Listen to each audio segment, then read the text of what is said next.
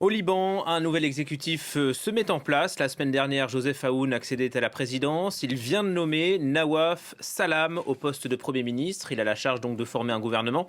Serge Berbery, on en parlait il y a une demi-heure maintenant. Nawaf Salam était jusqu'ici président de la Cour internationale de justice. Tout à fait, Nawaf Salam qui a officiellement été désigné Premier ministre donc, du Liban à l'issue de ces consultations parlementaires menées par le nouveau président Joseph Aoun.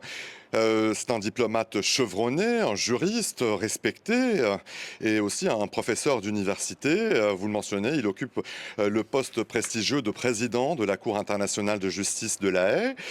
Sa nomination marque bien, un moment charnière pour un pays, vous savez, comme le Liban, à la recherche de renouveau après des années de crise politique et économique et après la guerre entre Israël et le Hezbollah.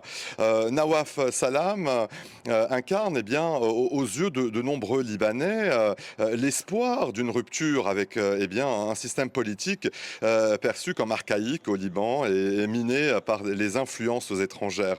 Vous savez, le défi du nouveau Premier ministre désigné est immense. Nawaf Salam devra former un gouvernement à la hauteur des attentes de l'heure et bien aussi capable de restaurer la confiance aussi bien sur le plan national qu'international. Et tous les regards seront donc tournés dans les jours à venir vers sa prochaine annonce, celle de la composition du futur cabinet ministériel.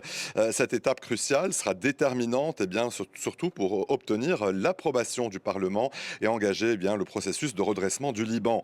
Ce tournant intervient à un moment où le Liban est plus que jamais au cœur des recompositions régionales, notamment après la chute du régime de Bachar el-Assad. À noter que Nawaf Salam se trouve à l'extérieur du Liban.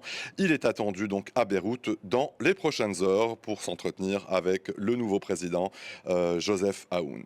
Nawaf Salam, nommé Premier ministre au Liban. Merci beaucoup Serge pour cette dernière minute.